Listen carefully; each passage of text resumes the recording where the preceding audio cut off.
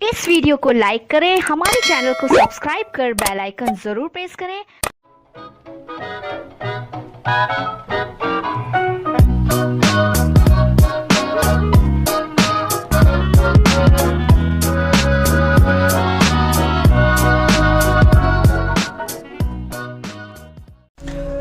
Hello दोस्तों, स्वागत है आप सभी लोगों का आपके अपने YouTube चैनल साईं श्रद्धा क्लासेस में। मैं आपका दोस्त अमलेश सोनी आ गया हूँ फिर से OCM की सीरीज लेकर। SYGC कॉमर्स OCM की series chapter number 1 principle of management की रिवाइज सीरीज में शुरू कर रहा हूँ टीम। इससे पहले मैंने इसके पहले और दूसरे पार्ट दोनों डाल दिए हैं और आपको आज तीसरा पार्ट आपके साथ में लेकर जा रहा हूँ। मैं ये शुरुआत करता हूँ। हमारे पहले दो पार्ट को आप देख लीजिएगा, पार्ट 1 और पार्ट 2 के हिस्से को देख लीजिएगा तो पार्ट 3 आपको पूरी तरीके से समझेगा। जो भी कॉन्सेप्ट हमारे पार्ट 3 में रह गए हैं, छूट गए हैं, बचे हुए हैं, वो वापस से रिवाइज हो जाएंगे और सारे के सारे कवर हो जाएंगे। इस चैप्टर को पूरी तरीके से आप समझ सकते हो और बढ़िया तरीके से बेटर एक्सप्लेनेशन से आप समझ के इसको एग्जाम में थियोरेटिकली लर्न करके लिख सकते हो। आप चैनल पे पहली बार आए हो तो टीम प्लीज़ चैनल को सब्सक्राइब, दोस्तों में बांट भी सकते हैं, लोगों का भला होगा, लोग पढ़ेंगे और लोग सीखेंगे। चलिए, सबसे पहले मैं आपका तहे दिल से शुक्रिया अदा करता हूँ कि इतना प्यार आपने बनाया और आप मेरे वीडियो तक आए और इतना प्यार दे रहे हैं आप मेरे चैनल को। इसके लिए सभी लोगों का दिल से शुक्रिया दोस्तों। चलो शुरुआत करते हैं बिना किसी देरी के। सबसे पहले हम लोग ने पढ़ा था इंट्रोडक्शन, मैंने ऑलरेडी ये सब चीज़ें कवर करा दी थी, लेकिन एक इन शॉर्ट में फटाफट में मैं लेके जाऊंगा आपको। हम लोगों ने पढ़ा था कि मैनेजमेंट हर जगह पर है, एवरीवेयर, हर जगह पर मैनेजमेंट। बिजनेस ऑर्गेनाइजेशन की बात करो, नॉन बिजनेस ऑर्गेनाइजेशन की बात करो, सोशल लाइफ की बात करो या मैनेजमेंट, हर जगह पर जरूरत है। मैनेजमेंट एक की ऑफ सक्सेस है टू अचीव द गोल को अचीव करने के लिए अपने बिजनेस का एक अपना पर्टिकुलर गोल होता है। अब एक रिक्वायर्ड सोर्स है मैनेजमेंट के हिसाब से बिजनेस का, जैसे कि मशीन ज़रूरी है, मटेरियल ज़रूरी है, मनी ज़रूरी है इस्टेब्लिश करने के लिए, बिजनेस को चलाने के लिए। उसी तरीके से अदर सोर्सेज भी ज़रूरी होते हैं। मैनेजमेंट ऑब्जर्व किया जाता है, इसका इंपॉर्टेंस बहुत ज़्यादा है, ठीक है। रैपिडली बहुत ज़्यादा लोग इसको तवज्जो दे रहे हैं कि भाई मैनेजमेंट रहना ज़रूरी है, ठीक है। अलग अलग मैनेजमेंट जो थिंकर्स हैं उन लोगों ने अलग अलग लेवल का मैनेजमेंट थ्योरी लाया, ऑब्जर्वेशंस लाए, सिस्टमेटिक उन्होंने स्टडी की। उसके बाद उन्होंने अलग अलग प्रिंसिपल है, थ्योरी और टेक्निकल मैनेजमेंट की, जो कि एक सेम डायरेक्शन में फ्लो होती। सबकी थ्योरी एक जैसी थी, ठीक है, but varying from the organization to organization, but obviously situation to situation, person to person. ये जो भी थ्योरी उन्होंने लाई वो थ्योरी वेरी करती है, चेंज भी हो सकती है, अलग भी हो सकती है। भाई अलग अलग बिजनेस के अलग अलग उसके हिसाब से एप्लीकेबल होगा, मॉडिफिकेशन होगा, चेंजेस हो सकते हैं। तो इस तरीके से इन्होंने थ्योरीज लाई थी। नेक्स्ट, बट अब आगे देखिए, इसमें हम लोग ने क्या पढ़ा था, मीनिंग एंड डेफिनेशन के पार्ट में आ जाते हैं हम लोग। सबसे पहले देखिए, मैनेजमेंट की बात करते हैं कि वो सेट ऑफ स्ट्रेटेजिक गोल्स को सेट करता है और उसमें एक विजन और मिशन होता है। हर एक कंपनी का एक अपना एक विजन और एक मिशन होता है, ठीक है। ऑर्गेनाइजेशन एक डिसीजन लेती है उसके अकॉर्डिंगली, और ओवरऑल ऑर्गेनाइजेशन पूरी की पूरी ऑर्गेनाइजेशन ऑपरेट करती है उसी मैनेजमेंट प्रिंसिपल के हिसाब से। ओके, फैक्टर ऑफ प्रोडक्शन, ये हार्मोनाइज करता है सारे फंक्शन को, चलाता है बिजनेस ऑर्गेनाइजेशन को। जैसे कि प्लानिंग की बात करें, ऑर्गेनाइजिंग की बात करें, इकट्ठा करना, ऑर्गेनाइज का मतलब सारी चीज़ों को इकट्ठा करना, प्लान का मतलब पहले योजना बना, कोऑर्डिनेट करना, एक साथ में लेकर चलना, गठजोड़ लेकर कंट्रोल करना, मतलब नियंत्रण में रखना। इन सबको बोलते हैं functions of management. Function of management के ऊपर पूरा चैप्टर नंबर 2 है, वो मैं आपको नेक्स्ट वीडियो में सिखाने वाला हूँ। तो बने रहिए मेरे चैनल के साथ साथ मैं भी बता देना चाहूँगा कि अकाउंट्स की पूरे चैप्टर नंबर 1 की पूरी प्लेलिस्ट मैंने डाल दी है अपनी चैनल के डिस्क्रिप्शन में। आप जाइएगा, लिंक आपको दी हुई है, वहाँ से आप पूरा अकाउंट्स का 12 मार्क्स फाइनल अकाउंट फिक्स कर सकते हैं। सारे वीडियोज़ को देखिए, आप समझ जाएंगे पूरी तरीके से, थ्योरी प्रैक्टिकल सारे एक्सप्लेनेशन के साथ दी हुई है।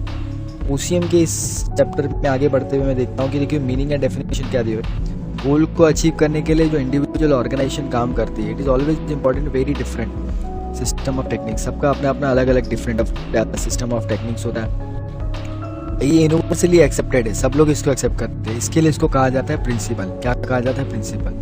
ये गाइडलाइंस देता है मैनेजर को क्या करने के लिए, ऑर्गेनाइजेशनल एक्टिविटी जो भी है उसको स्पेसिफिक बेस पे रखते हुए मैनेजर को एक गाइडलाइन देता है कि उसको कैसे डिसीजन लेना चाहिए, ऑर्गेनाइजेशन के गोल को ध्यान में रखते हुए कैसे डिसीजन लेना चाहिए, डिसीजन क्या लेना चाहिए, निर्णय क्या लेना चाहिए, क्या निर्णय ले सकता है, क्या निर्णय ले सकता है, डिसीजन कैसे लेनी चाहिए।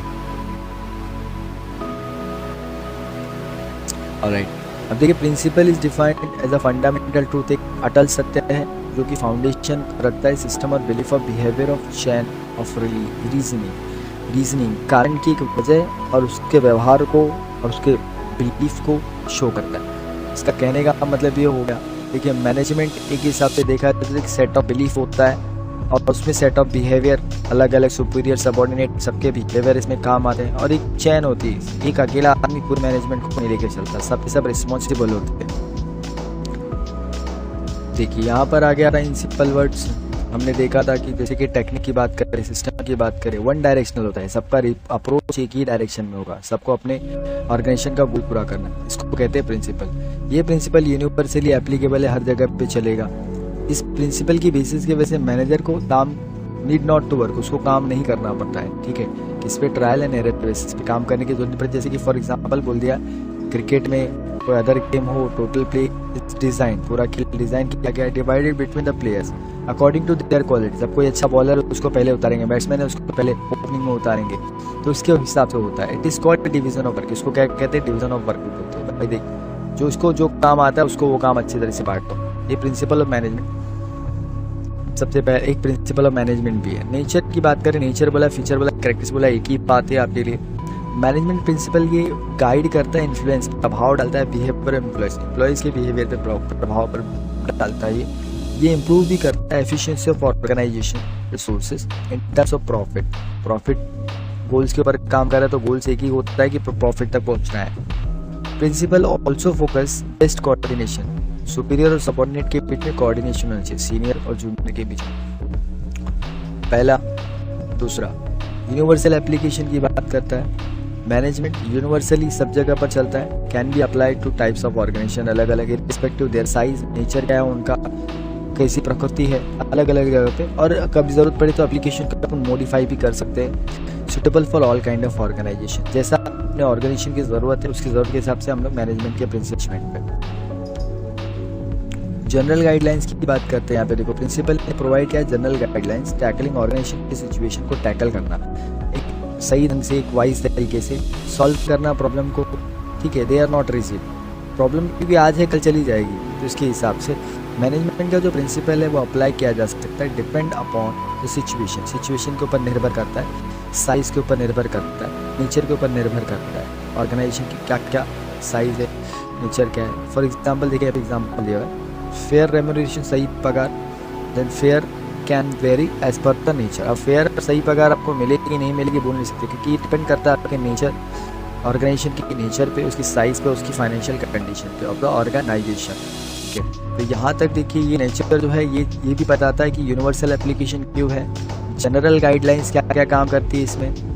तो ये आप लगभग इसकी फीचर्स के 2 पॉइंट्स जो है वो प्रॉपरली इन बेसिस में, इन डिटेल में आप समझ गए हैं। अब इसमें आगे के फीचर्स के आगे के पॉइंट्स क्या बोलते हैं कि ये जो अपना मैनेजमेंट है, प्रिंसिपल ऑफ मैनेजमेंट, आखिर ये है क्या चीज़ बेसिकली। देखिए हम आगे इसको लेकर चलता हूँ मैं, नेक्स्ट स्लाइड पे देखेंगे आप, और अच्छी तरीके से समझ लीजिए आप इसको बेहतरीन तरीके से। ये फॉर्म किए जाते हैं प्रैक्टिस एंड एक्सपेरिमेंट, बिना प्रैक्टिस और एक्सपेरिमेंट का नहीं होता है। Develop gradually with through the research work, एक रिसर्च होता है, ऐसे नहीं कुछ भी कर देंगे। सिस्टमेटिक ऑब्जर्वेशन किया जाता है, एक्सपेरिमेंट किया जाता है, अनुकूल भी अवलोकन किया जाएगा बिफोर डेवलपिंग, उनको लाने से पहले, उनको डालने से पहले भाई ऐसे नहीं डायरेक्ट, पहले इस पर एक्सपेरिमेंट करो, और जो रिजल्ट होता है इस एक्सपेरिमेंट का have been developed as principle, जिसको बोलते हैं principle, as a principle after the practice of the organization. एक बार प्रैक्टिस हो गया फिर उसको फाइनली भाई इसको हमारा प्रिंसिपल, हमको प्रिंसिपल की सब जगह। फ्लेक्सिबिलिटी की बात अगर आप करेंगे तो मैनेजमेंट प्रिंसिपल बहुत ही फ्लेक्सिबल होता है, कभी भी चेंज कर सकते हैं, कैन बी चेंज और मॉडिफाइड, सिचुएशन के हिसाब से, परिस्थिति के हिसाब से। मैनेजर को भी फ्लेक्सिबल होना चाहिए था, जब भी वो इम्प्लीमेंट करेगा प्रिंसिपल्स को तो उसको इम्प्लीमेंट करने से पहले फ्लेक्सिबल होना पड़ेगा कि वो चेंजेस कर सके, बदलाव ला सके। बिजनेस सिचुएशन हमेशा बदलती रहती है, बोल नहीं सकते कब क्या हिसाब चल रहा है बिजनेस का, कब अच्छा चलेगा कब बुरा चलेगा, बोल नहीं सकते। तो ये एडजस्ट करता है और मॉडिफाई करता है, कैन बी यूज्ड, इसको यूज किया जा सकता है in in the organisation according to the जैसा ज़रूरत है उसके हिसाब से। बिहेवियरल नेचर की बात करते हैं तो मैनेजमेंट एक ग्रुप एक्टिविटी, एक अकेले से नहीं चलने वाली है। इसका एम होता है अचीव करने का सर्टेन गोल, कुछ गोल को अचीव करने के लिए, और ये ग्रुप ऑफ ह्यूमन बीइंग है, सब लोग मिलकर काम करते हैं, इंसान ही काम करते हैं। ये प्रिंसिपल डिज़ाइन किया जाता है ह्यूमन बीइंग के हिसाब से, इंसान की करने की क्षमता के हिसाब से डिसाइड किया जाता है, डिज़ाइन भी किया जाता है।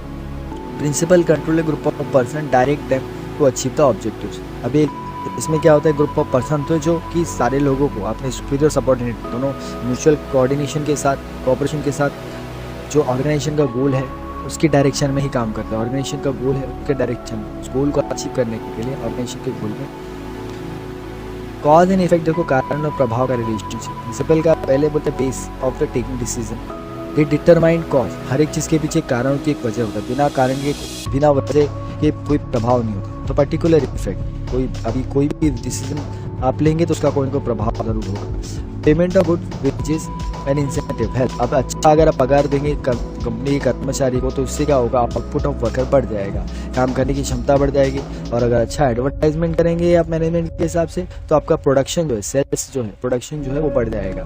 तो ये होता है cause and effect relationship. But obvious कारण प्रभाव क्या हुआ कि आपको अपना सेल्स बढ़ाना है, और आपने क्या क्या इफेक्ट क्या डाला उसमें, आपने इफेक्ट क्या डाला, इसकी एडवर्टाइजमेंट आपने बढ़ा दी। आपने बंदों से काम अच्छे से करा के लेना है एम्प्लॉय से, तो एम्प्लॉयज को इंसेंटिव्स की स्कीम दी, अच्छी खासी स्कीम दी, अच्छा खासा कन्वीनियंस देने लगे आप, तो वो अच्छा काम करने लगेंगे। ऑल प्रिंसिपल, अभी देखिए यहाँ पर बोलता है कि सारे के सारे जो प्रिंसिपल है ना वो इक्वली इंपॉर्टेंट है, कुछ ऐसा ज़रूरी नहीं कि एक का रहते ही दूसरे का काम नहीं चलेगा, इक्वल इंपॉर्टेंट है। और प्रैक्टिस भी simultaneously to get best result पाने के लिए। Achievement of predefined goals, any specific principle focus more और other not allowed. Same focus, सबका एक ही फोकस होता है भाई, सबको प्राइमरी यही फोकस है कि गोल तक पहुंचना आपको। अफेक्ट द वर्किंग, ये वर्किंग ऑफ ऑर्गेनाइजेशन पे अफेक्ट डालता है हर एक लेवल का मैनेजमेंट। और मैनेजमेंट का जो प्रिंसिपल है एक सोशल साइंस है, सामाजिक विज्ञान है, ठीक है। Principal of management is not absolute नहीं है, सिर्फ प्योर साइंस नहीं है, इसमें सिर्फ केमिस्ट्री, मैथ्स और बायोलॉजी लगेगा जरूर नहीं है। इसमें मॉडिफिकेशन होता है, बदलाव लाए जा सकते हैं, हम लोग चेंजेस कर सकते हैं जैसे कि ज़रूरत के हिसाब से, ठीक है, according to the needs to apply the principle of management. अब ज़रूरत के हिसाब से हम लोग इसमें बदलाव कर सकते हैं, चेंजेस ला सकते हैं। ये ज़रूरी नहीं है कि कह दिया मतलब हो गया, पहले तो उस पर प्रैक्टिकली उस पर अवलोकन वगैरह किया जाएगा, फिर सारे के सारे जो प्रिंसिपल है वो प्रिंसिपल रिस्पॉन्सिबल होते हैं ग्रोथ की। देखिए कुछ थियरीज दिया है मैनेजमेंट की, थियरीज में क्या दिया वो देख लेते हैं हम लोग। मैनेजमेंट की थियरी जो है इसका मतलब होता है सेट ऑफ जनरल रूल्स, एक गाइडलाइंस होती है मैनेजर के लिए कि तुमको ये करना है ये नहीं करना है। मैनेजर ऑर्गेनाइज करता है theory to explain the assist employees, अपने एम्प्लॉयज़ को जो बाकी के उसके सबऑर्डिनेट्स हैं उनको वो इफेक्ट, ठीक है, इफेक्टिव मीन ऑफ अचीवमेंट। अलग अलग मैनेजमेंट थिंकर्स ने अलग अलग थ्योरी इंट्रोड्यूस किया है, डिफरेंट अप्रोचेस, उनके अपने अप्रोच के हिसाब से। मैनेजमेंट थिंकर जैसे फ्रेडरिक विंस्लो टेलर है, इनका नाम ध्यान में रखिएगा, फ्रेडरिक विंस्लो टेलर, इनका नाम आपको ध्यान में रखना है, ये बहुत ही पहुँचे हुए हैं, इनके बारे में हम इन डिटेल में जाएंगे। चलिए, एल्टन मायो, हेनरी फिशर, ये भी पप्पा है, इन लोगों के बारे में जानते हैं अभी। हैव इंट्रोड्यूस थियरी, इन लोगों ने थियरी बनाया बेस्ट उनके अपने अपने अप्रोच के हिसाब से, और ये एप्लीकेबल है ऑल टाइप। जो इन्होंने थियरी बनाया वो हर एक ऑर्गेनाइजेशन में एप्लीकेबल है, और अप्रोप्रिएट चेंजेस हम कर सकते हैं। एवरी मैनेजर, कोई भी मैनेजर चेंजेस कर सकता है, कैन यूज दिस थियरी, लेकिन इन थियरी को ऐड भी कर सकता है और कुछ इनोवेटिव टेक्निक्स के हिसाब से, स्ट्रेटेजी के हिसाब से चेंजेस भी कर सकता है। It means old theory are basis, लेकिन जो भी नया चेंजेस होगा वो ओल्ड थियरी के बेस पे बनेगा। तो मॉडर्न थियरी के लिए बेस क्या है, ओल्ड इज ऑलवेज गोल्ड, ठीक है। तो ओल्ड थियरी को बेस मानकर किया जाएगा। ऑर्गेनाइजेशन का जो वर्कफोर्स है, society facing some common problem, सबको एक एक प्रॉब्लम, सेंट्रलाइजेशन, अथॉरिटी, स्ट्रेस, ठीक है, लो मोटिवेशन, एनवायरमेंटल इश्यू, पर्यावरण की समस्याएं, बिहेवियरल प्रॉब्लम, ठीक है, ईगो ज़्यादा हो गया, एटीट्यूड अलग ही चीज़ हो गई, हेल्थ प्रॉब्लम ये तो अलग ही है, वर्क लाइफ बैलेंस, काम के साथ अपने लाइफ को बैलेंस करना, अकाउंटेबिलिटी इश्यू। इन सब थियरी ऑफ मैनेजमेंट ने डेफिनेटली प्रोवाइड किया एक सोल्यूशन। तो इन सब चीज़ों से डील कैसे किए, इन सब चीज़ों से डील करने के लिए इन सब चीज़ों से डील करने के लिए इसने क्या किया, एक सोल्यूशन प्रोवाइड किया। तो ये थियरी ऑफ मैनेजमेंट क्या है इन डिटेल, इन लोगों ने क्या क्या, फ्रेडरिक विंस्लो टेलर कौन है, हेनरी फिशर कौन है, इन्होंने क्या क्या चीज़ें बताई, और क्या क्या प्रिंसिपल दी ये हम लोग ऑलरेडी पढ़ चुके हैं, बट इन डिटेल में यहाँ पर वापस से हम लोग एक पूरा फ्लो में समझ लेंगे एग्जैक्टली क्या है। ये चैप्टर का तीसरा हिस्सा है team OCM principal of management का तीसरा पार्ट 3 है, जिसमें आपको पूरा एक्सक्लूसिव ओवरऑल कवर होके मिल जाएगा, एक पूरा इन डिटेल में रिवीजन करके मिल जाएगा। हेनरी फ्योल, देखिए हेनरी फ्योल के बारे में जान लेते हैं। आ जाइए, हेनरी फ्योल जो थे ये इनको कहा जाता है एडमिनिस्ट्रेटिव थ्योरी दिया था इन्होंने, administrative theory of management, management की एडमिनिस्ट्रेटिव, नाम याद रखना भाई, हेनरी फ्योल ने क्या दिया था, एडमिनिस्ट्रेटिव थ्योरी दिया था। ठीक है, एडमिनिस्ट्रेटिव थ्योरी में इन्होंने बोला क्या था, देखो हेनरी फ्योल लेजेंडरी हैं ये, 1845 में ये धरती पर आए थे, 1925 में इनका आखिरी समय हो गया था। ये फ्रेंच के माइनिंग इंजीनियर थे जिन्होंने लीडिंग इंडस्ट्रियलिस्ट के तौर पे काम किया था, सक्सेसफुल मैनेजर। उन्होंने अपना करियर शुरू किया था एक इंजीनियर के तौर पे फ्रेंच माइनिंग कंपनी में, उन्होंने एक चीफ मैनेजिंग डायरेक्टर भी बन गए थे। अब अपने ज़िंदगी के सारे एक्सपेरिमेंट और ऑब्जर्वेशन के बाद ऑर्गेनाइजेशन में फ्योल ने 14 प्रिंसिपल लाए, 14 प्रिंसिपल ऑफ मैनेजमेंट, इसके बारे में 14 प्रिंसिपल ऑफ मैनेजमेंट लाए, जो कि एक्सप्लेन किया गया फेमस बुक। इन्होंने कौन सी बुक में लिखा 14 प्रिंसिपल, बुक का नाम था general and industrial administration, book का नाम है। ठीक है, और यहाँ पर 14 प्रिंसिपल आए हुए थे। ठीक है, ठीक है। डेवलपमेंट मैनेजरियल थॉट्स को डेवलप किया इन्होंने। ही इज कॉल्ड एज, उनको बोला जाता है पप्पा, उनको बोला जाता है पप्पा, father of modern management. Fayol को बोला जाता है फादर ऑफ मॉडर्न मैनेजमेंट, ये पापा है मॉडर्न मैनेजमेंट के। इन्होंने 14 प्रिंसिपल दिए। ये सारे प्रिंसिपल कैसे देखते, ये सारे प्रिंसिपल ने डिसीजन मेकिंग के लिए मैनेजर को, मैनेजमेंट डिसीजन लेने के लिए, मैनेजमेंट एक्शन लेने के लिए एक तरीके से प्रेरित किया। ठीक है, इसके 14 के 14 प्रिंसिपल हर जगह पे लगते हैं, जो इन्होंने बताए हैं ना वो हर एक ऑर्गेनाइजेशन में लगते हैं, और उसको एप्लीकेबल किया, यूनिवर्सली एप्लीकेबल हुआ और सभी ने यूज करना चालू किया। किस बुक में डाला था, जनरल एंड इंडस्ट्रियल एडमिनिस्ट्रेशन।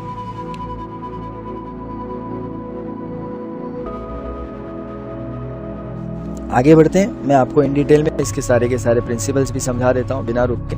चलिए ठीक है, देखिए 14 प्रिंसिपल है, आप लोग ने ऑलरेडी ये प्रिंसिपल कवर कर लिया है, लेकिन कुछ प्रिंसिपल मैंने लास्ट पार्ट 2 में रह गए थे, तो वो प्रिंसिपल भी यहाँ पर कवर हो जाएंगे और रिवाइज हो जाएगा। और इस तरीके से चैप्टर का पूरा हिस्सा 1 2 + 3 में 1 + 2 का तीनों के तीनों आप हिस्से अगर देख लिया आपने, तीनों पार्ट आपने देख लिए, तो आपको पहला चैप्टर ओसीएम का ओवरऑल क्लियर हो जाएगा, डाउट नहीं बचेगा आपको। चलिए आगे चलते हैं, हम लोग प्रिंसिपल की शुरुआत करते हैं, जल्दी से जल्दी समझेंगे प्रिंसिपल को। डिवीजन ऑफ वर्क था, काम को पार्ट 2, अथॉरिटी एंड रिस्पॉन्सिबिलिटी, अधिकार और जिम्मेदारी, डिसिप्लिन, भाई डिसिप्लिन होना बहुत ज़रूरी है, नियम कानून, यूनिटी ऑफ कमांड, सभी लोग एक साथ के लिए काम करेंगे, यूनिट ऑफ डायरेक्शन, एक ही डायरेक्शन में काम करेंगे, सबऑर्डिनेशन ऑफ इंडिविजुअल इंटरेस्ट और ऑर्गेनाइजेशन इंटरेस्ट। पहले भाई ऑर्गेनाइजेशन का जो इंटरेस्ट है, ऑर्गेनाइजेशन को जिस चीज़ की ज़रूरत है जिससे उसको फायदा हो सकता है, पहले उसको देखा जाएगा, एक इंडिविजुअल के इंटरेस्ट को नहीं लिया जाएगा। सेंट्रलाइजेशन, केंद्रीकरण, रेम्युनरेशन की बात किया, भाई पगार बराबर हो। स्केलर चैन, एक तरीके का स्केलर चैन होता है, मतलब एक हायरार्की कैसे फॉलो करना है। प्रिंसिपल ऑफ ऑर्डर, ठीक है, किसी ऑर्डर कौन सा ऑर्डर फॉलो करना। इक्विटी, बराबरी का अधिकार। स्टेबिलिटी ऑफ टेन्योर, काफ़ी दिन तक रुक के रहते हैं हम किसी ऑर्गेनाइजेशन में, तो हम टेन्योर हो जाते हैं, तो कितने दिन तक बंदा रुक के रहेगा उस पर भी एक प्रिंसिपल काम करता है। ठीक है, प्रिंसिपल ऑफ इनिशिएटिव, कुछ नया लाने की। स्पिरिट द कॉर्प्स, इसका मतलब हो गया टीम वर्क। इन डिटेल में हम लोग इसको समझते हैं। देखिए principle of division of work में साफ साफ बता दिया है कि इस प्रिंसिपल के हिसाब से वर्क इज डिवाइडेड, वर्क को डिवाइड करना चाहिए different kind, such as technical और फाइनेंशियल, कॉमर्स है, अकाउंटिंग, मैनेजमेंट। जैसे कि एम्प्लॉय की जो भी एफिशिएंसी है, employee as per their quality, उनकी क्वालिटी के हिसाब से, उनकी क्वालिटी क्या है, क्वालिटी के हिसाब से, और उनकी कैपेबिलिटीज, उनकी क्षमता के हिसाब से उनको बांट दिया जाता है। इससे क्या होता है, एफिशिएंसी बढ़ती है। एक्सपर्टाइज ऑफ एम्प्लॉयज इस पर्टिकुलर फील्ड में एक्सपर्ट हो जाता है, अल्टीमेटली टर्न एक्सपेक्टेड प्रोडक्टिव, और जो प्रोडक्टिविटी लेवल है, जो हमारा टारगेट है फर्म का, ऑर्गेनाइजेशन का जो टारगेट है, वो टारगेट को अचीव करने में सहायता मिलती है। तो principle of division of work मतलब आप फॉर एग्जांपल एक छोटे से होटल में चले जाएंगे आप, तो होटल में उस बंदे को जो कैशियर है, कैशियर को कैशियर काउंटर पे ही बिठाएंगे। ठीक है, जो बंदा महाराज है, जो चीज़ों को बना रहा है, कुक है, उसको कुक की पोजीशन ही दी जाएगी उसको, और जो बंदा साफ सफाई कर रहा है उसको साफ सफाई के लिए ही रखा जाएगा। ठीक है, क्योंकि वो जो इंसान जो काम कर रहा है वो उस काम में माहिर है, प्रोफेशनल है। नेक्स्ट, अथॉरिटी एंड रिस्पॉन्सिबिलिटी, ऐसे बिना अधिकार के जिम्मेदारी नहीं दी जाएगी।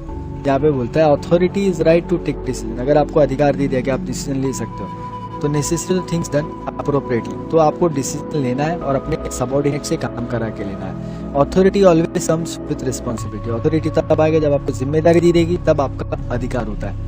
मैनेजर को एक अधिकार दिया जाता है, authority to complete a task, अगर उसको टास्क देने एक समय में पूरा करने के लिए दिया गया तो ही शुड बी हेल्ड, तो वही रिस्पॉन्सिबल है, उसी से जवाब मांगा जाएगा अगर वो कंप्लीट नहीं करेगा तो। If it does not complete given time, एक गिवन टाइम डेडलाइन होगी, उसमें उसको कंप्लीट करना होगा।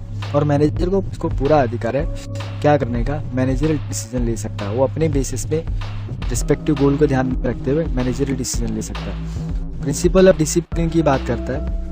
फिगल ने बताया कि डिसिप्लिन बहुत ज़्यादा ज़रूरी है भाई, ऑर्गेनाइजेशन को चलाने के लिए डिसिप्लिन होना बहुत ज़रूरी है। डिसिप्लिन नहीं होगा तो नहीं चलेगा। एम्प्लॉय को चाहिए कि वो ओबे करे, माने, रिस्पेक्ट दे भाई, रूल्स जो भी है ऑर्गेनाइजेशन का उसको मानो। ऐसे नहीं तुम जब भी आओ जब भी चले आओ, ठीक है, खाला का घर तो है नहीं, ठीक है। डिसिप्लिन हेल्प करता है अचीव करने के लिए goals of the organization, organization का जो भी गोल है उसको अचीव करने में बहुत ही मदद करता है, इंपॉर्टेंट रोल प्ले करता है। इससे क्या होता है कि इफेक्टिव लीडरशिप बाहर आती है। There must be clear understanding, clear understanding होना चाहिए मैनेजमेंट और वर्कर्स के बीच में रिगार्डिंग ऑर्गेनाइजेशन के रूल। ऑर्गेनाइजेशन का रूल क्या है वो मैनेजमेंट को भी पता होना चाहिए, वर्कर को भी पता होना चाहिए भाई क्या रूल है, क्या नियम है, क्या कानून है, उसी तरीके से काम करना है। बेसिक डिसिप्लिन ऑब्जर्व किया जाता है हर एक लेवल ऑफ मैनेजमेंट। हर एक लेवल ऑफ मैनेजमेंट में आपको बेसिक रूल्स जो है, डिसिप्लिन है, आपको दिखना ही दिखना। यूनिटी ऑफ कमांड की बात करते हैं तो यहाँ पर हर एक मेंबर जो ऑर्गेनाइजेशन में काम करता है he should receive order from one superior, उसका एक ही पप्पा होना चाहिए, एक ही ऑर्डर आना चाहिए। मैनेजिंग द कॉन्फ्लिक्ट्स, क्या होता है कि 2 से ज़्यादा लोग हो जाएंगे तो कॉन्फ्लिक्ट्स हो जाता है, तो सॉल्व करने के लिए, इस दिक्कत को सॉल्व करने के लिए बहुत ऑर्गेनाइजेशन ने क्या किया, अब कन्फ्यूजन का अवॉइड करने के लिए एम्प्लॉय को वो कमांड रिसीव करने चाहिए, मोर देन वन अथॉरिटी से रिसीव नहीं होना चाहिए। क्योंकि अगर ज़्यादा से ज़्यादा लोग अगर मैनेजर बन जाएंगे, मेरे ये भी वो बोल रहा है, ये भी ये बोल रहा है ये करो, ये बोल रहा है वो करो, तो कैसा एम्प्लॉय कंफ्यूज हो जाएगा, will not be able to take decision नहीं ले पाएगा। इसके लिए should be followed, this is wrong approach, ठीक है। ये देखिए, ये जो रॉन्ग अप्रोच देख रहे हैं आप, ये देखिए, ये समझो ये आप हो, ये मैं हूँ और ये कोई तीसरा बंदा है, ठीक है। अब हम तीनों को ऑर्डर देने वाले 2 अलग मैनेजर, ओ माय गॉड, अब भी 2 अलग अलग मैनेजर हो जाएंगे तो भैया ये कुछ और बोलता है कि ये करके दो, वो करके दो, ये बोलेगा इस काम को ऐसे करो, ये बोलेगा नहीं इस काम को ऐसे करना है, तो यहाँ पर हो गई कंफ्यूजन, यहाँ पर हो गई कंफ्यूजन। तो करे क्या, what to do, oh my god. तो इसके लिए इन सब चीज़ों को अवॉइड करने के लिए बहुत ज़्यादा ज़रूरी होता है कि भाई हायरार्की फॉलो होनी चाहिए, should be hierarchy well defined. हर एक एम्प्लॉय को पता होना चाहिए कि उसका इमीडिएट सुपरवाइजर कौन है और should receive order from him only, और उसका जो इमीडिएट सुपरवाइजर है वही उसको ऑर्डर दे सकता है, उसके अलावा कोई और उसको ऑर्डर नहीं दे सकता। अगर ऐसा रहेगा राइट अप्रोच में, देखो या आप हो, ये मैं हूँ, ये कोई तीसरा बंदा है जो एक लेवल ऑफ एम्प्लॉय में काम करता है और तीनों के एक ही मैनेजर है, तो यहाँ पर कोई कंफ्यूजन नहीं होता है, ठीक है, यहाँ पे चल जाता है। तो इस तरीके से उसको समझा के दिया हुआ टीम। ये देखिए, ये आपके प्रिंसिपल ऑफ मैनेजमेंट का दूसरा, तीसरा और चौथा प्रिंसिपल मैंने खत्म कर दिया। नाउ नेक्स्ट 5वां, 6वां, 7वां, 8वां जो हम लोगों ने लास्ट पार्ट 2 में रह गया था हमारा, वो इसमें कवर हो जाएगा, आप बिल्कुल निश्चिंत रहिए। और बाकी का जो 11, 12 था वो भी इसमें कवर हो जाएगा, सारा का सारा कवर हो जाएगा। एक हिसाब से देखिए ओवरऑल पूरा चैप्टर का आपका समरी हो जाएगा। तो ये पहला, दूसरा आपने नहीं देखा है तो पहला, दूसरा देखिए, फिर तीसरा देखिए, तीनों के तीनों टेंशन, तीनों का तीनों पार्ट आपको समझ आएगा और ये चैप्टर कंफर्म खत्म हो जाएगा आपका। यूनिटी ऑफ डायरेक्शन, भाई एक डायरेक्शन है, एक हम होंगे कामयाब और हम एक ही डायरेक्शन में चलेंगे। बोलता है कि शुड बी वन हेड, एक हेड होना चाहिए और एक प्लान होना चाहिए सबका, ऑर्गेनाइजेशन का एक ही प्लान पे काम करना चाहिए। Group of organization should have some objectives, सबका एक ही ऑब्जेक्टिव होना चाहिए, एक ही उद्देश्य होना चाहिए। ग्रुप शुड, पूरे ग्रुप को चाहिए कि डायरेक्ट करना चाहिए बाय वन मैनेजर, उसको एक ही मैनेजर को डायरेक्ट करना चाहिए, one manager should direct using a single plan. Plan होता है, plan A, plan B, plan C, manager decide करता है कि कंपनी के गोल को हासिल करने के, कंपनी के गोल तक पहुंचने के लिए कैसे करना है, प्लान बनाते हैं। तो उस प्लान के लिए सभी लोगों को इस सेम ऑब्जेक्टिव को ध्यान में रख के सभी को काम करना चाहिए। आगे बोलते हैं subordination of individual interest and organizational interest. ये देखिए, ये बहुत ही ज़्यादा इंपॉर्टेंट है। आपका एक इंडिविजुअल इंटरेस्ट और ऑर्गेनाइजेशन इंटरेस्ट बहुत ज़्यादा मैटर करता है। इस प्रिंसिपल के हिसाब से इंटरेस्ट जो होता है एक इंडिविजुअल का must be given less importance. एक भाई तुम्हारे एक अकेले के लिए कम इंपॉर्टेंस दिया जाएगा as compare to interest of organization के इंटरेस्ट के मुकाबले, ठीक है। जब कभी भी कोई डिसीजन लिया जाएगा ऑर्गेनाइजेशन लेगी, देन बोलेगा मैनेजर, उसको चाहिए कि वो कंसीडर करे क्या क्या चीज़ें कंसीडर करेगा। देखो, consider the interest of whole group, पूरे ग्रुप का इंटरेस्ट को कंसीडर करेगा, एक इंडिविजुअल को नहीं कंसीडर करेगा। इंटरेस्ट ऑफ सिंगल एम्प्लॉय के इंटरेस्ट से ज़्यादा भाई पूरे एम्प्लॉय को क्या ज़रूरत है, पूरे ग्रुप को क्या ज़रूरत है, उसकी बात पर ध्यान दिया जाएगा। एम्प्लॉय शुड प्रोटेक्ट इंटरेस्ट, वो अपने इंटरेस्ट को बचाएंगे। Organization first and his personal interest, पहले ऑर्गेनाइजेशन का इंटरेस्ट आएगा फिर उनका पर्सनल इंटरेस्ट आएगा। शुड बी सबऑर्डिनेटेड, जैसे कि एवरी गेम, हर एक गेम में प्लेयर जो होते हैं वो हमेशा सोचते हैं, थिंकिंग अबाउट विनिंग, जीतने के बारे में सोचते कि मैच उनको जीतना है, लेकिन as a team rather than individual record. और भाई एक अकेले से तो जीत नहीं पाएंगे, तो पूरा टीम खेलेगा एक साथ में अच्छे से तो ही जीत पाएगा। तो वो बात हो गई यहाँ पे, ठीक है। तो पूरा टीम के साथ में पूरी टीम के लिए क्या अच्छा है, कैसे हम जीत सकते हैं, उस चीज़ को ध्यान दिया जाएगा। सेंट्रलाइजेशन मतलब केंद्रीकरण हो जाता है, केंद्रीकरण।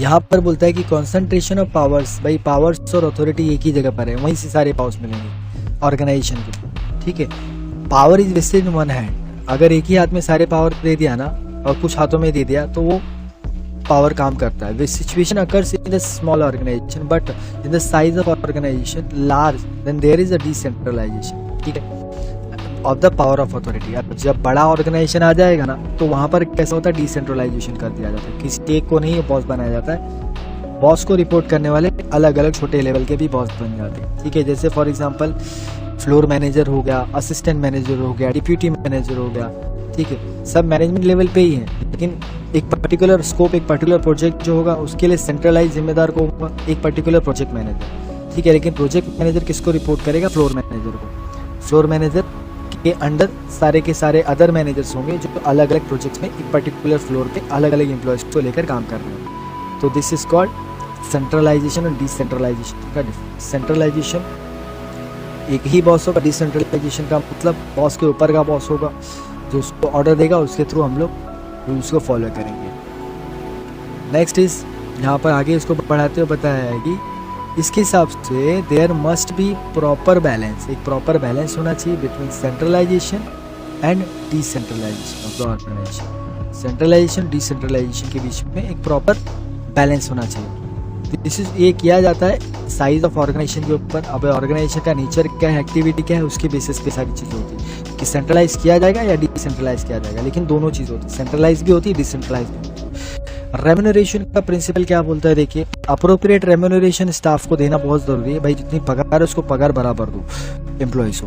प्रिंसिपल सेटिस्फाइड फाइनेंशियली, अगर एज वेल एज अगर वो सही रिटर्न मिलेगा एम्प्लॉय को तो ज़्यादा टाइम तक वो काम करेगा within the organisation, but obviously आप रहो चाहे मैं रहो, फेयर रेम्यूनरेशन मिलेगा तो ये प्रोडक्टिविटी और एफिशिएंसी दोनों पर असर डालता है। इन शॉर्ट, मैं एम्प्लॉय, मुझे अच्छी पगार मिलेगी तो मैं ढंग से काम करूंगा।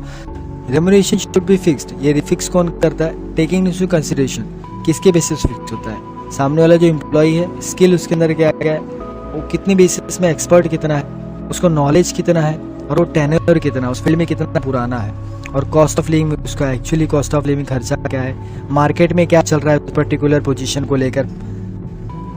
रेम्यूनरेशन, प्रॉफिटेबिलिटी, ऑर्गेनाइजेशन की प्रॉफिटेबिलिटी भी तो मैनेज करते, भाई प्रॉफिटेबिलिटी भी बहुत मैटर करती है।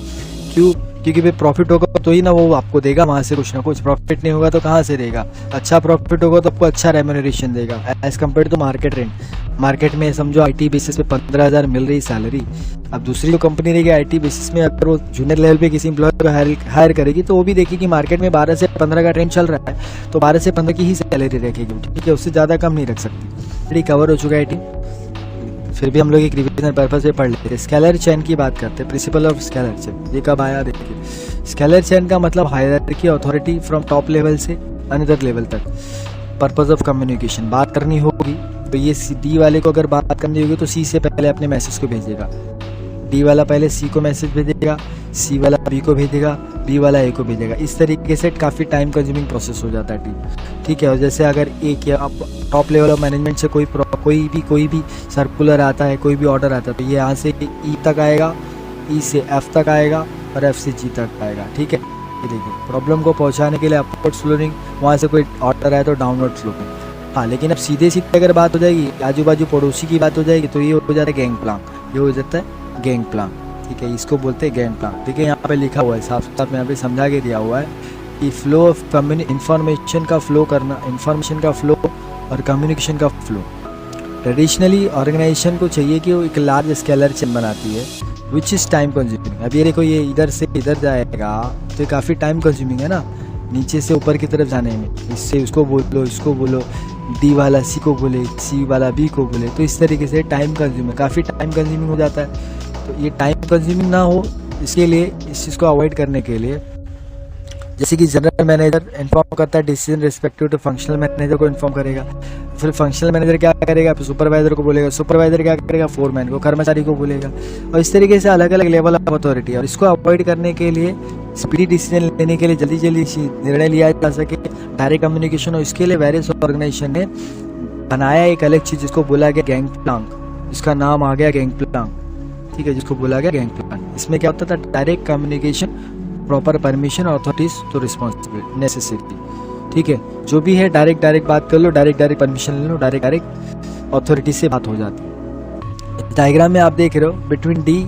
And P should flow through proper hierarchy. D should flow proper hierarchy but avoid to delay. अगर डिले अवॉइड करना है तो इसके लिए डायरेक्ट कम्युनिकेशन किया गया, it is known as gang plank. ये ध्यान में रखना क्योंकि डिले को अवॉइड करने के लिए डायरेक्ट कम्युनिकेशन, 2-3 वर्ड आपको ध्यान में रखना। डायरेक्ट कम्युनिकेशन, डिले को अवॉइड करने के लिए जो हायरार्की यूज की जाती है उसको कहते हैं गैंग प्लांक, ठीक है, और जो एक प्रॉपर फ्लो में जाती है, ठीक है, उसे कहते हैं स्केलर चैन। जो ज़्यादा टाइम कंज्यूमिंग होता है उसे कहते हैं स्केलर चैन। और राइट दोस्तों, चलिए तो हम लोग आगे बढ़ते हैं। मेक श्योर, मैं आपको श्योर कहता हूँ कि ये होने के बाद आपको इस चैप्टर में कोई भी डाउट नहीं रह जाएगा। इस वीडियो को देखने के बाद प्रिंसिपल ऑफ ऑर्डर, इस वीडियो को भी आप पूरा प्यार दीजिए अपना। चलिए देखते हैं हम लोग ऑर्डर की बात किया है यहाँ पे। देखिए, a place of everything is on its place. हर एक चीज़ लेवल में, लाइन में होना चाहिए, सीक्वेंस में होना चाहिए। जो चीज़ जहाँ पर होनी चाहिए उस चीज़ को वहीं पर रखो और एक सीक्वेंस में होना चाहिए।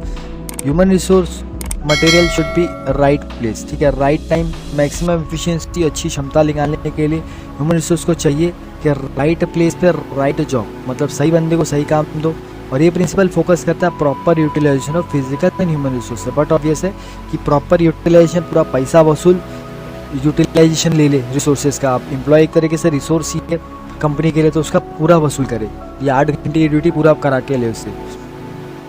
इक्विटी, बराबर का अधिकार, कोई छोटा नहीं कोई बड़ा नहीं भाई, fair as well as friendly, ठीक है। सबऑर्डिनेट वाइल डिवाइडिंग वर्क को, काम को बांटा जाएगा, डेलीगेट किया जाएगा, अथॉरिटीज को डिसाइड किया जाएगा मॉनेटरी टर्म्स। तो सब भाई एक बराबर काम कर रहे हैं तो उस लेवल का इसको स्कोप में सबको पगार एक जैसी होगी, ठीक है।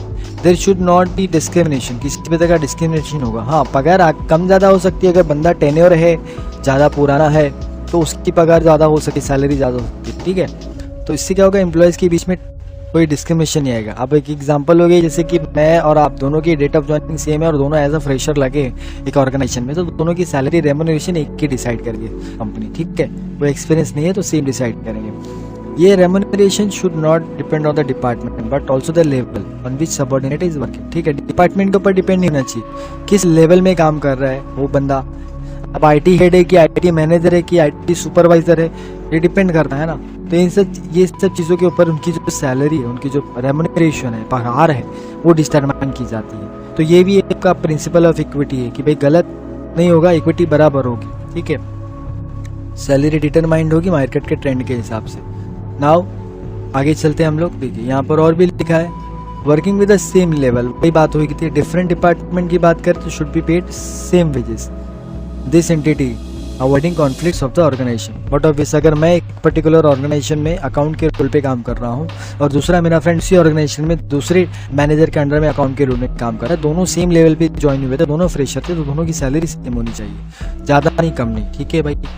हाँ, principle of stability of tenure, कौन कितने टाइम तक रुकता है उसकी टेन्योरिटी को बोलते हैं, उसको स्टेबिलिटी ऑफ टेनर बोलते हैं। यहाँ पर बोला है रिक्रूटमेंट के टाइम पे एम्प्लॉयज को तो मैनेजमेंट चाहिए एश्योर करता है कि भाई आप कितने साल तक रुकेंगे, टेन्योर ऑफ जॉब सिक्योरिटी, ठीक है। ये बहुत ही ज़्यादा इंपॉर्टेंट रोल प्ले करता है creating sense of belongingness among employees. Employee का बिलोंगिंगनेस और insecurity of job always affect the efficiency of the employees. अब अगर मैं इनसिक्योर हूँ किसी जॉब को लेकर तो मैं अच्छे से काम करूँगा, और एडवर्सली वेयर अगर इनसिक्योर हूँ तो नहीं काम कर पाऊंगा, मेरा मन नहीं लगेगा, कभी भी जॉब जा सकती है। जॉब सिक्योरिटी मिनिमाइज करते हैं एम्प्लॉयज़ का टर्नओवर रेशियो। अगर जॉब सिक्योरिटी है चलो ठीक है, जॉब सिक्योरिटी है, तो एम्प्लॉय का जो टर्नओवर रेशियो थोड़ा सा मिनिमाइज हो जाता है। एक हिसाब से देखा जाए, अगर स्टेबिलिटी है, टेन्योर है, तो एक अच्छा आउटपुट देगा एम्प्लॉय। प्रिंसिपल ऑफ इनिशिएटिव की बात करें कि कुछ नया करने के, भाई कुछ नया, प्रिंसिपल ऑफ इनिशिएटिव कुछ नया करने की बात हो यहाँ। ये देखिए, ये रिफर करता है वॉलंटियरिंग, वॉलंटियर करना, ठीक है, innovative way, work on innovative way, freedom to think, अलग सोचना, नया आइडिया लाना, इंकरेज करना एम्प्लॉयज़ को, ठीक है, बढ़ावा देना, इनिशिएटिव लेना while working on the given task, जो भी टास्क है उसमें। Initiative should be given welcome by the manager, जो भी मैनेजर है उसको एक्सेप्ट करेगा, वेलकम करेगा। जो भी एम्प्लॉय अगर कुछ नया इनिशिएटिव लेकर आता है, कुछ डिस्कशन हुआ, कुछ नया आइडिया लेकर आता है, तो ताकि ऑर्गेनाइजेशन का एक हेल्दी एनवायरनमेंट बना रहे। Principle esprit de corps, last but not the least 14th principle of your chapter. Henri Fayol ने बताया कि टीम वर्क बहुत ज़्यादा जरूरी है भाई, बिना टीम के तो कुछ काम नहीं होगा। स्प्रेड द कॉप्स का मतलब होता है union is strength, union is strength, ठीक है, एकता की शक्ति। रनिंग कोई भी ऑर्गेनाइजेशन को चलाने के लिए ग्रुप एक्टिविटी होती है, ठीक है। ह्यूमन रिसोर्स है, जो लोग की वैल्यूएबल एसेट होते हैं। काम करने वाले कर्मचारी नहीं है तो काम कहाँ से निकालोगे आप? बट ऑब्वियस है, काम करने वाले कर्मचारी नहीं तो काम कहाँ से निकालेंगे आप? हर एक एम्प्लॉय को चाहिए working as an union with the mutual trust. हर एक एम्प्लॉय की यूनियन के तौर पे काम करना चाहिए, ट्रस्ट के हिसाब से, एक भरोसे के हिसाब से। डिफिकल्टी को सॉल्व किया जा सकता है क्विकली, सब मिलकर डिफिकल्टी को सॉल्व करते हैं। और एक लीडर होता है, मैनेजर होता है, जो कि क्रिएट करना चाहिए स्पिरिट। इसका काम होता है कि टीम स्पिरिट बनी रहे। भाई टीम में अलग अलग बंदे होंगे, सबका अलग अलग साइकोलॉजी होता है, अलग अलग सोच होती है, लेकिन अब सभी टीम मेंबर्स बंदों को एक तरफ हाईलाइट करना कि भाई ये अपना गोल है, इस गोल के तरीके काम करके लेके चल रहा है। अब उसके साथ ये भी ध्यान रखना है कि एम्प्लॉयज़ के बीच में अपना पर्सनल बायस ना हो, ठीक है। Understanding among the employees to achieve the organisational goal. अब ये अबो जो 14 प्रिंसिपल है हेनरी फ्यूएल के, ये बहुत ही यूजफुल है ऑर्गेनाइजेशन को चलाने के लिए इफेक्टिवली, इसलिए सपोर्टिव फंक्शन भी प्रोवाइड करते हैं मैनेजमेंट के लिए। और this principle are very logical, ऐसे नहीं बना दिया, हाँ। Therefore principle in modern management era, और ये आज के मॉडर्न मैनेजमेंट एरा में भी यूज़ किया जा रहा है। 14 के 14 प्रिंसिपल आज भी यूज़ किए जाते हैं और ये यूनिवर्सली एक्सेप्टेड है। हेनरी फ्यूएल ने जो प्रिंसिपल बना ये यूनिवर्सली एक्सेप्टेड है, ऐसे ही नहीं बना दिया। इसके पीछे रिसर्च की गई, अवलोकन किया गया, उसके बाद ये फाइनली ये आपकी 14 प्रिंसिपल आए। बहुत ही इंपॉर्टेंट है एग्जाम पॉइंट ऑफ व्यू, अगर आप देखेंगे टीम, बहुत ही इंपॉर्टेंट है ये 14 प्रिंसिपल। ये पिछले वीडियो पार्ट 1 और पार्ट 2 में ये थोड़ा सा प्रिंसिपल रह गया था कुछ, तो वो मैंने इस वीडियो में पूरा कवर कर दिया है। तो आपके प्रिंसिपल ऑफ मैनेजमेंट पूरा कवर हो गया, इसमें कोई ऑप्शन नहीं बचा। अब यहाँ पर आगे बढ़ते हम लोग फ्रेडरिक विंसलॉट टेलर के बारे में भी पढ़ लेते हैं। इसके बारे में भी मैंने बता दिया है आपको पार्ट 2 में। इस बार हम लोग और थोड़ा सा रह जाए, तीनों वीडियो के हिसाब से पढ़ना कितना पढ़े हम, तीनों वीडियो एक बार देख लिया आपको पूरा चैप्टर अच्छे से थ्योरी हो जाएगा, कोई डाउट नहीं रह जाएगा। इन्होंने साइंटिफिक मैनेजमेंट थ्योरी लाई थी, साइंटिफिक मैनेजमेंट थ्योरी। इसमें क्या देखिए, टेलर कब आए थे? 1856 में आए थे, 1915 में इनका जाने का टाइम हो गया था। जो कि अमेरिकन थे, इन्होंने स्टार्ट किया था career machinist in Midvale steel work, ये कंपनी का नाम था इनका। फिलाडेल्फिया में इनकी कंपनी थी। And gradually through the hard work, इन्होंने बहुत हार्ड वर्क किया और प्रोग्रेस किया and rose the position chief engineer बन गए ये, ठीक है, चीफ इंजीनियर बन गए, वाह। और उन्होंने अपने ऑब्जर्वेशन के हिसाब से, अपने एक्सपेरिमेंट के हिसाब से एक साइंटिफिक डेटा टेलर ने लाया, ठीक है, टुवर्ड्स द मैनेजमेंट के हिसाब उनका साइंटिफिक डेटा था, जिसको बोला गया साइंटिफिक मैनेजमेंट। क्या बोला गया? Scientific management. इसमें क्या इन्होंने कंट्रीब्यूट किया? डेवलपमेंट ऑफ मैनेजमेंट थॉट्स, उनके खुद के अपने थॉट्स से उसको डेवलप किया और इसके इनका नाम पड़ गया फादर ऑफ साइंटिफिक मैनेजमेंट। ये ध्यान में रखना, फादर ऑफ मॉडर्न मैनेजमेंट अपने हेनरी फ्यूएल थे और फादर ऑफ साइंटिफिक मैनेजमेंट अपने फ्रेडरिक विंसलॉट टेलर है, ठीक है, फ्रेडरिक विंसलॉट टेलर इनका नाम है रखना, FW टेलर भी बोला जाता है इनको, ठीक है। एक्सपेरिमेंट ने क्या बताया कि इन्वॉल्व, इनकी थियरी इन्वॉल्व करती है, क्या इन्वॉल्व करती है? Application of scientific approach, decision making, solving them at the same time. कोई भी प्रॉब्लम है मैनेजमेंट को लेकर तो उसको एट द सेम टाइम कैसे डिसीजन लेकर कैसे बदला जा सकता है और कैसे उस पर इफेक्टिवली डिसीजन लाकर उस पर काम किया जा सकता है, साइंटिफिकली कैसे काम किया जा सकता है। इन्होंने साइंस से थोड़ा सा मैनेजमेंट को साइंस से कोरिलेट किया है। आखिर ये क्या कहना चाहते थे, क्या बताना चाहते थे, ये हम देख लेते हैं। देखिए, इन्होंने ये बताया साइंटिफिक जो टेक्निक्स है rather than rule of thumb, rule of thumb के अलावा जो अलग साइंटिफिक टेक्निक्स है, ट्रायल एंड एरर अप्रोच है, उसकी बात की गई है यहाँ पे, ठीक है। ट्रायल एंड अप्रोच की बात कर दी जा रही है यहाँ पे। साइंटिफिक मैनेजमेंट फ्रेडरिक टेलर इन्होंने बताया था, इन्होंने बनाया कि बताया कि भाई व्हाट यू मैनेज, मतलब मैनेजमेंट क्या है, what men to do exactly उनको क्या करना है, what men to do exactly उनको क्या करना है, मैनेजमेंट को क्या करना है, best on the cheapest method, कम से कम और सस्ते से सस्ते हिसाब में बताया है इन्होंने कैसे कि साइंटिफिक मैनेजमेंट कंसिस्ट करता है नोइंग व्हाट यू, मतलब क्या करोगे, व्हाट मेन डू एग्जैक्टली, और लोग क्या करेंगे इसके बारे में। प्रिंसिपल देखिए बता देते हैं, इनडायरेक्टली आपको इन शॉर्ट में इतना ज़्यादा समझ में नहीं आया तो इसको पढ़ेंगे तो समझेगा। देखिए science not a rule of thumb, ये बोलते हैं कि ऑर्गेनाइजेशन जो एफिशिएंट की जो एफिशिएंसी है वो रूल ऑफ थंब है। मेथड शुड बी सब्सटीट्यूटेड, ठीक है, इस मेथड को डेवलप किया scientific analysis of work. Rule of thumb decision are based on personal judgement, अब आपका खुद का पर्सनल जजमेंट है मैनेजर का, उसी बेसिस पे डिसाइड करता है। साइंटिफिक मेथड में बोला है कि हर एक छोटे छोटे काम में साइंस लगता है, concern with the selecting best way, किस अच्छे तरीके से आप कैसे कर सकते हो उसको, performing job after the scientific analysis के बाद, ठीक है, not a trial error method. Standard requirement of time ज़रूरी है भाई, स्टैंडर्ड आउटपुट होना चाहिए, should be given defined manager. It help saving, इससे क्या होता है टाइम बचता है और ह्यूमन एनर्जी भी बचती है अगर साइंटिफिकली लेवल पे सोचा जाए तो, और एक्सपेक्टेड स्टैंडर्ड आउटपुट भी आता है। टेलर ने बताया कि स्मॉल प्रोडक्शन एक्टिविटी में भी अगर हम लोग लोडिंग आयरन शीट की बात करें इनटू द बॉक्सेस का, इसको भी साइंटिफिकली प्लान किया जा सकता है। थोड़ा सा मैथ्स लगा दो, तो लॉजिक लगा दो, हार्मोनी नॉट डिस, यहाँ पे बोलता है प्रिंसिपल के हिसाब से हार्मोनी होना चाहिए लोगों के बीच में, प्यार होना चाहिए एम्प्लॉइज और मैनेजमेंट के बीच में, ठीक है, कोऑर्डिनेशन होना चाहिए, किसी भी तरह का बायसनेस नहीं होना चाहिए, कॉन्फ्लिक्ट्स नहीं होना चाहिए, किसी भी तरह का झगड़ा नहीं होना चाहिए between the employees and management, but obvious दोनों खुश होंगे तो अच्छे से काम करेंगे। Helpful to creating healthy work environment, healthy work environment बनेगा जिससे वो क्या करेंगे, डिजायर्ड जो भी गोल होगा वो अचीव करेंगे, सक्सेस अचीव करेंगे। ऑर्गेनाइजेशन को चाहिए कि वो सोचे मैक्सिमम प्रॉस्पेरिटी ऑफ एम्प्लॉइज के बारे में चाहिए कि ऑर्गेनाइजेशन सोचे, बट ऑब्वियस देखो जो बड़ी से बड़ी ऑर्गेनाइजेशन है ना, जो बड़ी बड़ी ऑर्गेनाइजेशन है आज के टाइम में बिलियनियर टाइप का बिजनेस कर रहे हैं वो लोग, एमएनसीज बोलो, केपीओस बोलो, बीपीओस बोलो, टीपीओस बोलो, टेक्निकल प्रोसेस आउटसोर्सिंग, बड़ी बड़ी जो एमएनसी से जिन लोगों ने हमारे भारत के लोगों को रोजगार देकर रखा है, ठीक है, काफ़ी बच्चों को घर के चूल्हे जल रहे हैं, तो वहाँ पर ये सारी चीज़ें साइंटिफिकली लेवल पे काम करती है, ठीक है, बड़े बड़े एमएनसी वगैरह में, और वहाँ पर ये मैनेजमेंट के सारे प्रिंसिपल भी काम करते हैं, ठीक है। अब देखिए यहाँ पर इतना होने के बाद नेक्स्ट इज मेंटल रिवोल्यूशन की बात किया था भाई, मानसिक रूप से बदलाव लाना, मेंटल रिवोल्यूशन। टेलर ने बताया कि mental revolution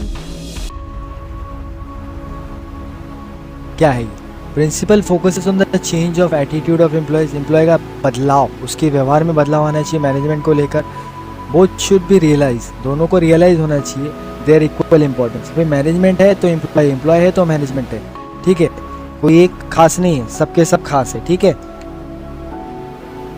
parts of body की बात करें तो हर एक अपने बॉडी का हर एक पार्ट्स इंपॉर्टेंट है। यहाँ पर आगे कैसा बोलता है ये, they should be given full cooperation, उनको क्या दिया जाना चाहिए, फुल कोऑपरेशन दिया जाना चाहिए। अचीविंग फॉर द गोल को अचीव करने के लिए भाई मैनेजर सपोर्ट करना चाहिए एम्प्लॉय को, तभी होगा कुछ। Organisation this will also increase the productivity बढ़ेगा। कोऑपरेशन की बात किया जाए, नॉट इंडिविजुअलिज्म, एक अकेले से नहीं होता भाई, सबके सब कोऑपरेट करने चाहिए। क्या बोल रहा है, म्यूचुअल कोऑपरेशन होना चाहिए बिटवीन द वर्कफोर्स, एम्प्लॉय और मैनेजमेंट के बीच में। कोऑपरेशन, ट्रस्ट, टीम स्पिरिट, अब कोई काम उसको समझ में नहीं आ रहा तो उसका मैनेजर उसको चाहिए कि उसको समझाए। Internal competition will turn into, अभी इंटरनल कंपटीशन एक हेल्दी वर्किंग एनवायरनमेंट कि भाई तुम्हारे कितने टारगेट्स से, आज मैंने कितने के, तुमने कितने के, एक हेल्दी वर्क एनवायरनमेंट क्रिएट करता है। मैनेजमेंट को चाहिए कि वो हर एक चीज़ को कंसिडर करे, सजेशंस को देखे कि एम्प्लॉय क्या सजेशन दे रहा है डिसीजन मेकिंग प्रोसेस में। एम्प्लॉय से ये भी पूछे कि भाई एम्प्लॉय एक इंटीग्रल बहुत ही इंपॉर्टेंट पार्ट होता है ऑर्गेनाइजेशन का in all aspect. Same time employees should resist themself, employee को भी चाहिए कि वो कभी भी अपने आप को स्ट्राइक पे ना लेके चले, हड़ताल पे हमारी मांगे पूरी करो, ये सब चीज़ें नहीं होनी चाहिए। अननेसेसरी जो डिमांड है मैनेजमेंट से नहीं मांगना चाहिए। वो कब होता है, जब एम्प्लॉय को करना पड़ता है तब करता है, ऐसे जानबूझ के नहीं करता। They should treat each other to pillars of the organisation, but obvious है एम्प्लॉय और मैनेजमेंट दोनों के दोनों ऑर्गेनाइजेशन के दो पिलर की तरह काम करते हैं, तो दोनों ही इंपॉर्टेंट है। डिवीजन ऑफ रिस्पॉन्सिबिलिटी की बात करते हैं, जो उनकी जिम्मेदारी है वो बांट दो। डिवीजन ऑफ वर्क के हिसाब से always accompanied by the division of responsibility, ये भी आ जाती है। जैसे कि manager employees major planning done by the top, इन लोगों का जो मेजर प्लानिंग होता है टॉप लेवल के मैनेजमेंट और मिडिल लेवल के मैनेजमेंट काम करते हैं, जो वहां से ट्रांसफर होके आता है अपने सुपीरियर और सबऑर्डिनेट के पास आता है। Authorities where is the employee जो करते हैं कॉन्सेंट्रेट करता है इन एग्जीक्यूशन, उस चीज़ को एग्जीक्यूट करने के लिए, ठीक है, उस चीज़ को एग्जीक्यूट करने के लिए प्रैक्टिकली करने के फेज में हो जाता है, ठीक है। डिवीजन ऑफ रिस्पॉन्सिबिलिटी, जो जिम्मेदारी दी गई उसके हिसाब से उसको काम करना ही करना है एज पर द इंस्ट्रक्शन, जो इंस्ट्रक्शन दिए गए उसके पास। तो सुपरवाइजर ने जो दिया भाई, मैनेजर को चाहिए कि वो हमेशा हेल्प करे, इंकरेज करे, बढ़ावा दे, गाइड करे अपने एम्प्लॉय को, ठीक है, और जिससे क्या होता है एम्प्लॉय का बेस्ट परफॉर्मेंस निकल के आता है manager as well as employee, ठीक है। तो यहाँ पर अपनी साइंटिफिक मैनेजमेंट जो FW टेलर ने दिया है उनके बारे में हम लोग ने 4-5 पॉइंट हम लोग ने पढ़ लिए। अब आगे बढ़ते हैं हम लोग, आगे क्या उन्होंने और बताया है। काफ़ी थोड़ी सी बड़ी हो जाएगी वीडियो टीम, बट आप समझ सकते हैं कि तीनों वीडियो दोनों पार्ट को इंक्लूड करके पूरे चैप्टर को मैं कवर कर रहा हूँ। तो यहाँ पर छठवां, डेवलपमेंट ऑफ एम्प्लॉयर, एम्प्लॉयर का डेवलपमेंट और एम्प्लॉय का डेवलपमेंट दोनों ही ज़्यादा ज़रूरी मैटर करता है ग्रेटर एफिशिएंसी लेवल पे, मैक्सिमम प्रॉस्पेरिटी। अगर परफॉर्मेंस है ऑर्गेनाइजेशन में, डिपेंड्स ऑन द स्किल, अब वो कैसा परफॉर्म कर रहा है, उसके अंदर नॉलेज क्या है, उसकी कैपेबिलिटी क्या है, उसके ऊपर एम्प्लॉय को चाहिए टू ए ग्रेट एक्सटेंट दस प्रोवाइडिंग ट्रेनिंग, उनको ट्रेनिंग दो बार बार, डेवलपमेंट होना चाहिए, प्रोग्राम होना चाहिए उनके लिए, एम्प्लॉयज़ के लिए। अब जो काम है उस काम से रिलेटेड उनको ट्रेनिंग वगैरह हमेशा मिलती रहनी चाहिए when ever it is required. जब उसको रिक्वायर्ड है ट्रेनिंग, भाई भूल गया कुछ कॉन्सेप्ट भूल गया, तो उसको वापस से हैंड्स ऑन प्रैक्टिस के लिए कुछ ना कुछ उसको सपोर्ट करना चाहिए, समझाना चाहिए कि हाँ ठीक है इस तरीके से होगा, तो एम्प्लॉयर और एम्प्लॉय दोनों के बीच में एक रिलेशन बनेगा। अल्टीमेटली अफेक्ट करता है प्रॉफिटेबिलिटी, बट ऑब्वियसली अगर एम्प्लॉयर एम्प्लॉय को अच्छे से समझा दे रहा है, अच्छे से ट्रेनिंग दे रहा है एम्प्लॉय को एक मैनेजर के थ्रू, ट्रेनर के थ्रू, तो बट ऑब्वियसली अच्छा इम्प्रूव करेगा, अच्छा प्रोडक्शन देगा। हर एक एम्प्लॉय को चाहिए कि गिवन प्रॉपर अपॉर्चुनिटी, हर एक एम्प्लॉय को एक सही मौका दिया जाना चाहिए ग्रेटर एफिशिएंसी, ताकि वो अपने लेवल का best to best, max to max satisfaction level का परफॉर्मेंस दे पाए। तो चलिए टीम, यहाँ पर आपका chapter number 1 OCM organisation of commerce and management SYGC commerce chapter number 1 principle of management totally खत्म हो चुका, टोटली फिनिश कर दिया मैंने। इस वीडियो का पार्ट 1, पार्ट 2, पार्ट 3 ये पूरी प्लेलिस्ट मैंने ऐड कर दी है, उस प्लेलिस्ट को आप देख लीजिएगा, ये पूरा चैप्टर का डाउट आपका क्लियर हो जाएगा। नेक्स्ट ये और सुनिए ना, अकाउंट्स के लिए आप मेरी प्लेलिस्ट चेक कर लीजिए, मेरे लिंक डिस्क्रिप्शन में मिल जाएगी, पूरी प्लेलिस्ट दी हुई है, वो भी देखिए। आपका accounts chapter number 1 final account 12 mark confirm हो जाएगा। चलिए आप मेरे वीडियो को प्यार दीजिए, इसी तरीके से सपोर्ट कीजिए, चैनल पे बने रहिए। पहली बार आए तो सब्सक्राइब कीजिए, बेल आइकन दबाइए, लोगों को शेयर कीजिए, प्यार बनाते रहिए, मोटिवेट करते रहिए, हम और भी वीडियो लेकर आते रहेंगे आपके लिए।